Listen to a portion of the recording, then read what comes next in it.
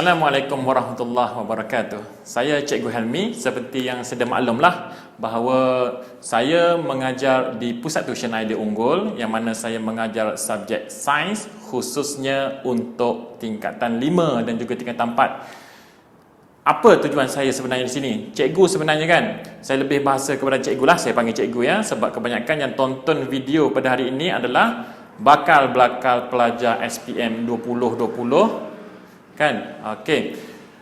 Hari ini cikgu akan ajar satu subtopik yang penting untuk tingkatan 5 dan mungkinlah di sekolah tidak berapa faham. Jadi fungsi cikgu kat sini kan, cikgu nak bagi awak lagi faham.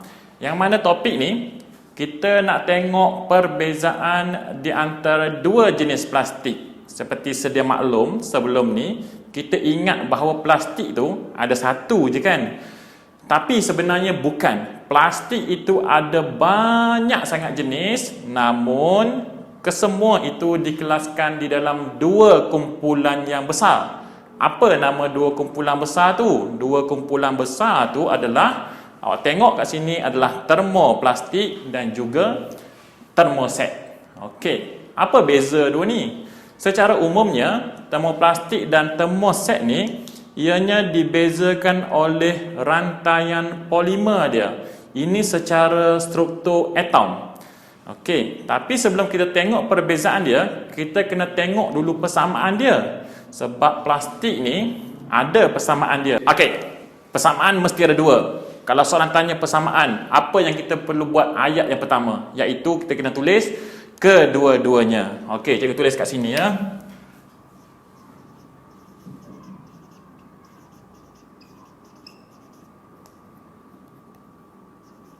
Okey, kedua-dua termoplastik dan termoset, apa yang dia ada? Maknanya kedua-duanya adalah benda yang sama.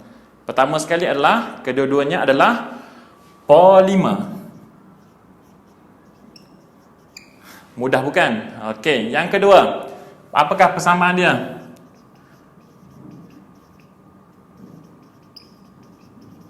Ya, plastik ni, apa ramuan kita nak buat plastik? Apakah sumber utama dia?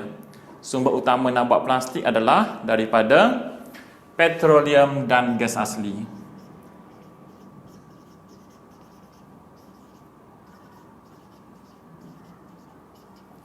Mudah bukan? Ini adalah basic yang biasa ditanya dalam peperiksaan, terutamanya ketah dua yang belakang sekali. Kalau persamaan awak tak dapat nak jawab, maknanya topik ni awak akan blank. Okey. Seterusnya kita pergi kepada perbezaan yang ketara untuk kedua-dua jenis plastik ni. Okey, yang pertama sekali kita tengok dia punya ciri-ciri dia. Kedua-dua plastik ini ada 4 lebih kurang ciri yang berbeza. Tapi jika awak tengok dalam buku teks, dia ada banyak lagi. Tapi hari ini cikgu akan ajar 4 sahaja, kerana sebabnya dalam peperiksaan dia hanya bertanyakan lebih kurang 4 sahaja perbezaan, terutamanya soalan last untuk ketah 2. Okey. Perbezaan yang pertama adalah cara yang paling senang cikgu nak ajar. Ini adalah bukan nak ambang hafal, tapi nak bagi awak ingat hanya berdasarkan ejaan termoplastik. Simple sahaja. Yang pertama, jika awak tengok huruf L. Huruf L untuk ciri-ciri termoplastik, ianya mewakili adalah sifatnya sifat yang lembut. Betul, lembut. Apakah yang dikatakan oleh lembut ni? Yang mana plastik ni adalah plastik yang lembut. Jika awak pegang mana-mana jenis plastik dan ianya bersifat lembut, itu adalah plastik termoplastik. Contohnya, awak pegang beg plastik, awak pegang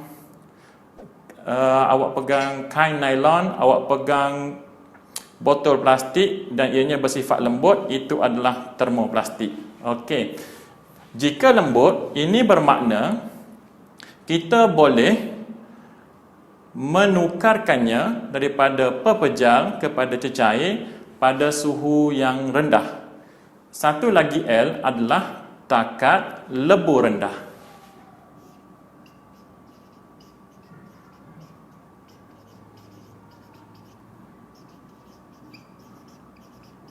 Boleh? Dekat sini kita dah dapat 2 dah perbezaan dia. Okey, apa lagi perbezaan? Apa lagi yang diwarnakan di sini? A dan S. Huruf A dan S ianya merujuk kepada sifat bahawa plastik ini kita boleh diacu semula. Apakah yang dimaksudkan oleh boleh diacu semula? Ianya merujuk bahawa plastik dalam kumpulan termoplastik kita boleh tukarkannya kepada bentuk lain ataupun dipanggil sebagai kita semula.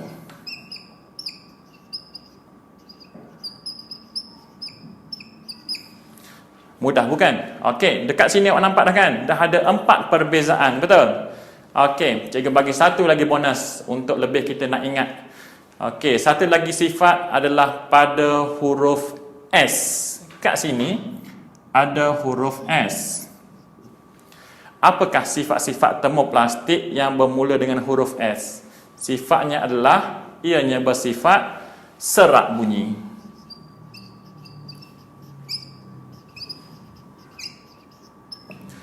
Okey, cikgu dah bagi 5 perbezaan.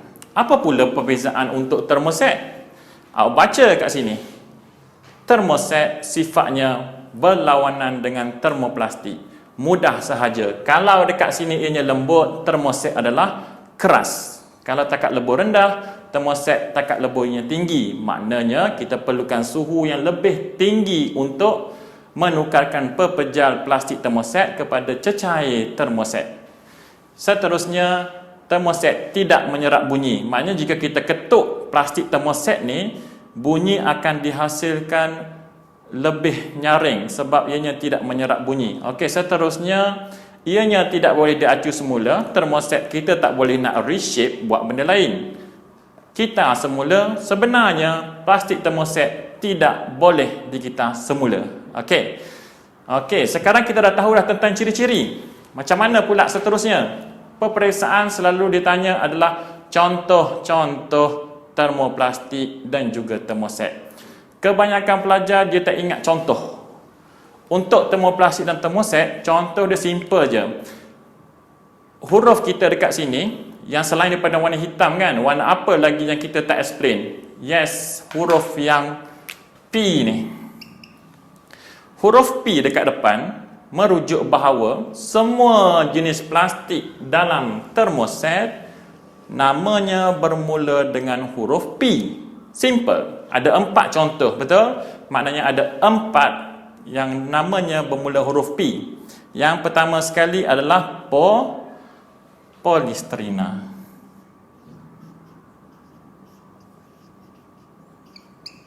Okey, polisterina ni adalah plastik yang biasa kita dengar, betul tak?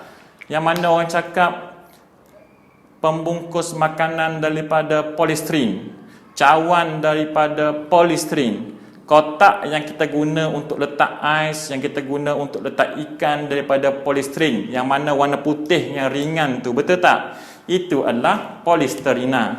Okey. Contoh dia kita gunakan seperti yang cikgu sebutkan tadilah, buat bekas makanan,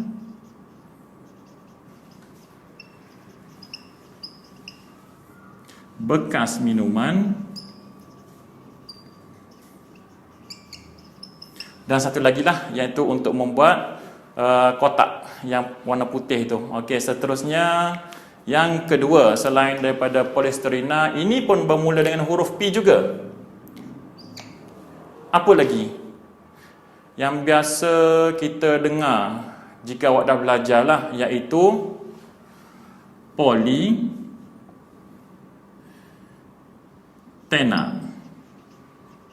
Okey, politena ada beberapa nama. Ada juga orang panggil sebagai polietina. Maknanya dia ada huruf I dekat sini. Sama sahaja ya, jangan kelirulah untuk sekali ini bahawa kedua-duanya adalah benda yang sama, yang mana monomernya adalah monomer yang sama. Kita akan tengok nanti apakah monomer dia.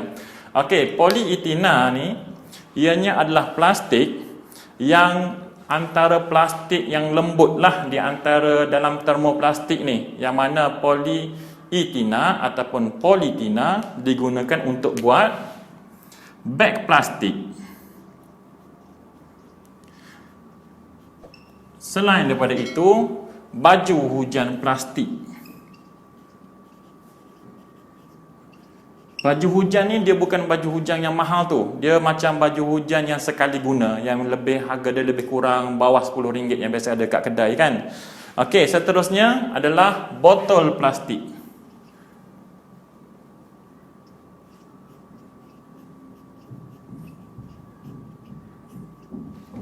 Faham tak? Boleh ingat ya kat sini? Okey, seterusnya nombor 3, dia bermula dengan huruf P juga. Ini banyak yang digunakan dalam perindustrian, banyak juga digunakan untuk kita sidai pakaian kan. Itu adalah plastik-plastik jenis PVC. Ingat apa nama penuh PVC? Nama penuh PVC adalah polyvinyl chloride. Ringkasan dia PVC. Biasa kat mana kita dengar PVC ni? Kita dengar ianya adalah pipe PVC. Betul tak? Betul lah. Maknanya memang pipe PVC ni digunakan untuk kita mengalirkan air, serta dia yang diperbuat daripada polyvinyl chloride lah. Okey, pipe air. Selain daripada itu, digunakan untuk buat hanger. Hanger bahasa Melayu penyangkut baju kan.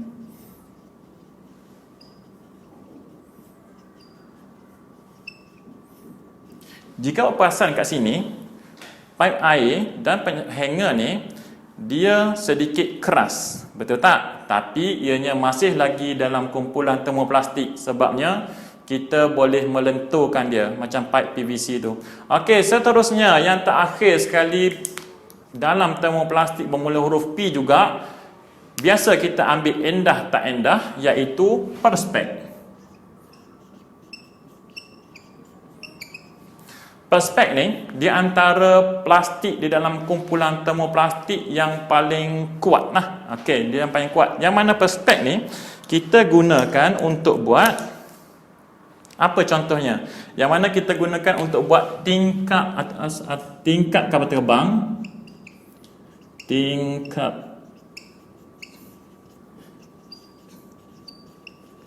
Tingkap kapal terbang, seterusnya cermin kereta.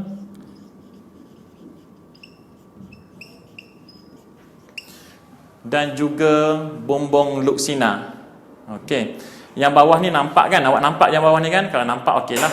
Jika risau awak tak nampak lah sebab dia sedikit bawah. Okey, yang mana perspek ni dia antara yang plastik termoplastik yang keras. Okey. Dalam keempat-empat ni yang biasa ditanya dalam exam, hotspot adalah perspek. Sebab kita ambil tak endah, itu yang banyak keluar. First of all, ini semua adalah polimer, betul? Dan soalan biasa tanya dalam contoh-contoh ni, dia tanyalah bahawa keempat-empat ini apakah monomernya? Awak masih lagi ingat kan apa beza polimer dengan monomer kan? Kalau ingat bagus, sebab sekarang cikgu tak nak sentuh benda tu. Itu adalah basic untuk bab ni. Okey, yang pertama sekali, polisterina. Polisterina, monomer dia senang sahaja. Macam mana cara nak ingat monomer?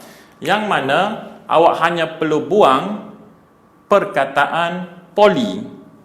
Polisterina, jika kita buang poli, ianya dipanggil sebagai sterina. Inilah monomer untuk polisterina. Simple. Yang kedua, sama juga. Kita hanya buang poli, iaitu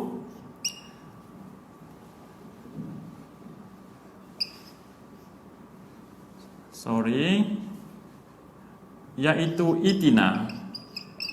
Okey, ini adalah monomer dia. Yang ketiga, polyvinyl chloride. Kita buang juga poli dia, dipanggil sebagai vinyl chloride. Okey, yang keempat tak ada perkataan poli. Macam mana pula? Okey, cumanya yang keempat ni awak kena ingat sendiri di minda bahawa perspek ini monomernya adalah metil metakrilat. Okey, ejaan dia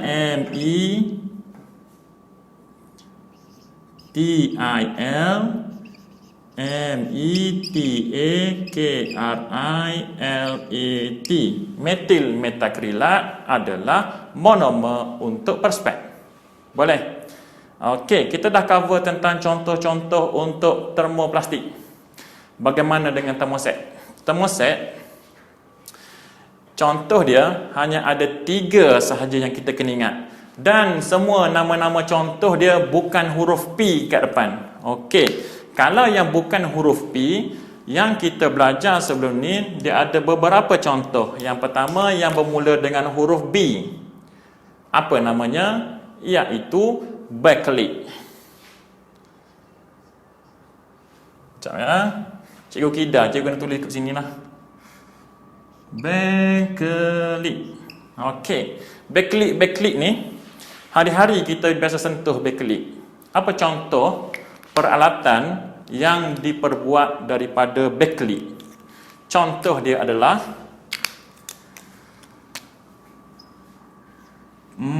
soket elektrik. Maknanya plug lah, kepala plug ataupun yang soket kita letak tu ataupun switch, itu semua adalah backlit. Kan, kalau soalan tanya kan, kenapa kita guna backlit? Kenapa tak guna yang daripada termoplastik? Sebabnya backlit ni cirinya berlawanan, takat didih dia tinggi. Maknanya susah dia nak mencair jika ada litar pintas. Okey, seterusnya contoh untuk backlit yang kita tengok, yang kita belajar sebelum ni, dia digunakan juga untuk buat bumper kereta. Bumper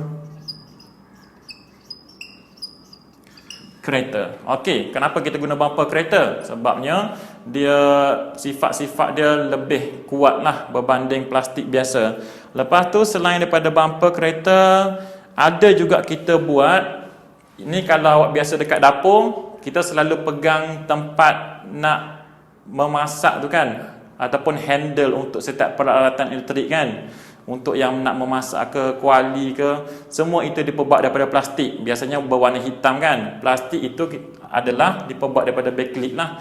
Maknanya kita tulis pemegang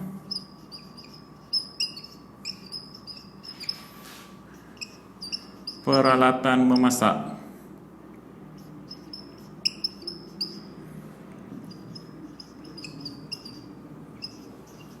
Okey, sekarang masih okey lagi kan? Kalau okey, kita ada 2 lagi contoh. Okey, contoh yang kedua ni, ada 2 nama, tapi sifatnya sama je. Iaitu nama dia yang pertama adalah resin epoxy, ataupun kita panggil sebagai gum epoxy. Sama je. Yang mana kan, bila disebut gum, fungsi dia mencantumkan. Betul tak? Jadi fungsi dia, dia mencantumkan. Dia mencantumkan apa? Dia mencantumkan benda-benda yang susah nak dicantumkan menggunakan gum biasa. Seperti dia mencantumkan kulit, mencantumkan kayu, dan juga dia mencantumkan besi. Betul tak? Ya ke? Besi tak perlu nak cantum kan? Okey, okey, dia mencantumkan logam. Sama dah dengan besi kan? Betul tak? Okey, dah seterusnya. Okey, nombor 3. Nombor 3 ni yang mana? Yang ketiga, yang last sekali kita guna untuk makan, iaitu kita panggil sebagai melamina. Okey.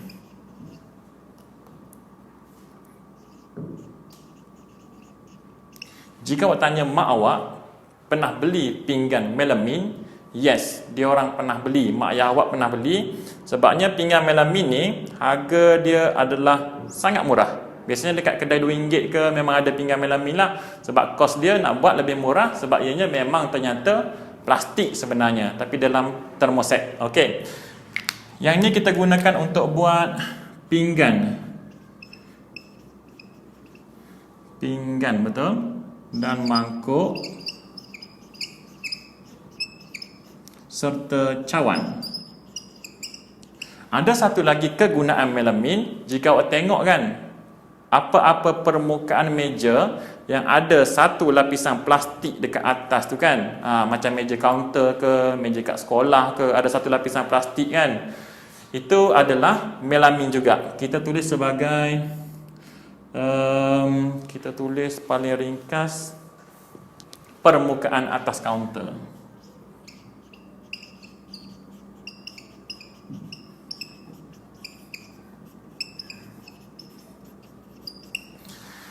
Okey, ini adalah topik untuk termoset dan termoplastik. Tapi ada satu lagi benda yang biasa tanya dalam exam. Kenapa termoplastik sifat dia macam ni? Kenapa termoset sifat dia macam ni? Ini sebenarnya semuanya berasal daripada struktur polimer dia. Okey, contoh cikgu lukis kat sini. Kat sini awak nampak kan? Okey, cikgu lukis. Ini untuk termoplastik. Awak nampak ada 6 biji molekul. Ini semua kita panggil sebagai monomer. Betul tak? Macam mana monomer boleh jadi polimer? Melalui proses pempolimeran. Okey, proses pempolimeran yang berwarna biru ni. Okey. Kat sini nampak dua baris betul. Ini adalah polimer yang pertama. Ini adalah polimer yang kedua. Maknanya ada dua lapisan polimer yang berbeza. Faham? Dalam termoplastik. Untuk termoplastik, kenapa sifat dia lembut, boleh diacu semula dan boleh dikita semula? Kerana polimer yang pertama dengan polimer yang kedua, dia tiada apa-apa ikatan ataupun kita panggil sebagai rangkai silang. Di sini tiada rangkai silang. Okey, apa itu rangkai silang? Contoh kan, kat sini ada satu rangkai. Macam ni kan, itu rangkai silang. Tapi termoplastik tak ada, jadi cikgu buang. Apabila tiada rangkai silang, apabila kita kenakan suhu sedikit je, apabila kita tarik sedikit je, apabila kita pecahkan sedikit je, boleh menyebabkan plastik ini putus ataupun plastik ini retak. Betul tak? Secara atom dia, polimer ini telah menggelongso ke kiri dan ke kanan. Maknanya sifat yang kedua adalah mudah menggelongso.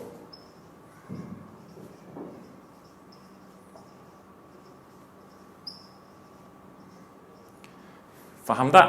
Okey, dah kita pergi pula kepada termoset. Termoset cikgu lukis dekat sinilah. Okey, yang mana termoset ni dia ada monomer juga untuk termoset. Kan? Termoset kita telah berikan proses pempolimeran. Maknanya jadi dua polimer macam ni. Okey. Lepas tu kita upgrade lagi satu proses yang menyebabkan ianya menjadi termoset. Proses itu kita tambah rangkai silang. Maknanya rangkai silang macam ni, contoh dia macam ni dan macam ni. Okey. Jika soalan mengarahkan awak untuk melukis rantai silang, awak hanya buat dua polimer dan juga satu rangkai silang sahaja sudah mencukupi sebenarnya untuk dapat markah dalam lukisan tu. Okey, sekarang cikgu buat dua kan. Ini bermakna di sini ada rangkai silang. Jika rangkai silang ni ada, secara automatik lah bahawa kan dia orang ni tak suka nak menggelongso. Maknanya polimer ni dia dah macam dah telah lock kan, dia tak boleh nak bergerak, nak menggelongso ikut suka. Maknanya dia tidak mudah menggelongso.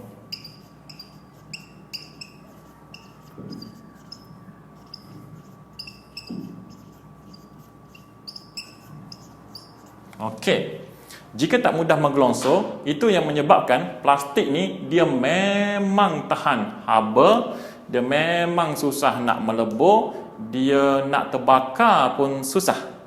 Tapi cikgu hanya cakap susah, tapi benda termoset tetap juga terbakar, tetap juga melebur, tetap juga pecah ataupun patah. Betul tak? Okey. Seterusnya kita bincang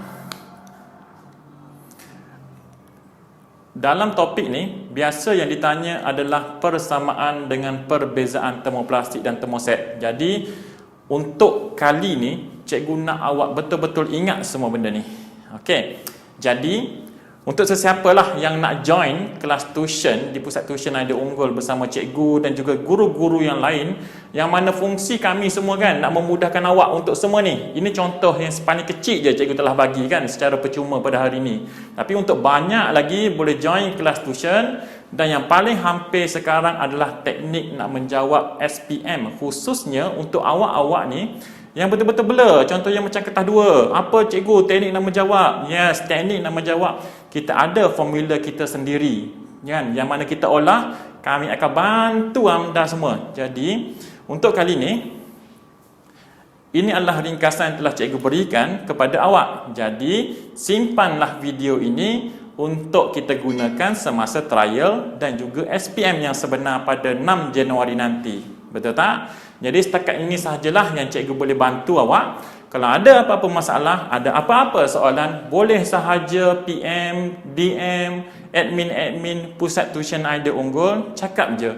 Cikgu, saya nak bertanyakan soalan. Boleh, tak ada masalah. Okey. Jadi setakat ini sahajalah, waktu pun telah mencemburui kita. Jadi setakat ini sekian, terima kasih. Bye-bye. Saya Cikgu Helmi, Cikgu Sains anda. Cikgu akan mudahkan apa yang susah. Sekian, terima kasih. Assalamualaikum. Bye-bye.